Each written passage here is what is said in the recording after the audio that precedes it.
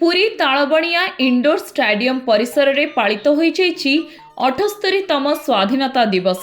ସ୍ୱାସ୍ଥ୍ୟ ଓ ପରିବାର କଲ୍ୟାଣ ଓ ସଂସଦୀୟ ବ୍ୟାପାର ମନ୍ତ୍ରୀ ମୁକେଶ ମହାଲିଙ୍ଗ ମୁଖ୍ୟ ଅତିଥି ଭାବେ ଯୋଗଦାନ କରି ଜାତୀୟ ପତାକା ଉତ୍ତୋଳନ କରିବା ସହ ଅଭିବାଦନ ଗ୍ରହଣ କରିଥିଲେ।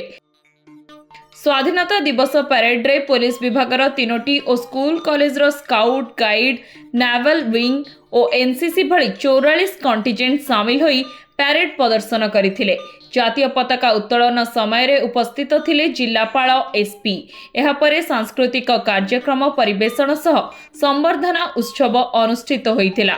ସେପଟେ ପ୍ୟାରେଡ୍ ପଡ଼ିଆରେ ସ୍ୱାସ୍ଥ୍ୟ ମନ୍ତ୍ରୀ ମୁକେଶ ମହାଲିଙ୍ଗ ଓ ପୁରୀ ସାଂସଦ ସମ୍ବିତ ପାତ୍ର ଛୋଟ ଛୋଟ ପିଲାଙ୍କ ସହ ଦେଶାତ୍ମବୋଧ ସଙ୍ଗୀତରେ ନୃତ୍ୟ କରିବାର ଦୃଶ୍ୟ ଉପସ୍ଥିତ ଦର୍ଶକଙ୍କୁ ମନୋରଞ୍ଜନର ଖୋରାକ ଯୋଗାଇଥିଲା।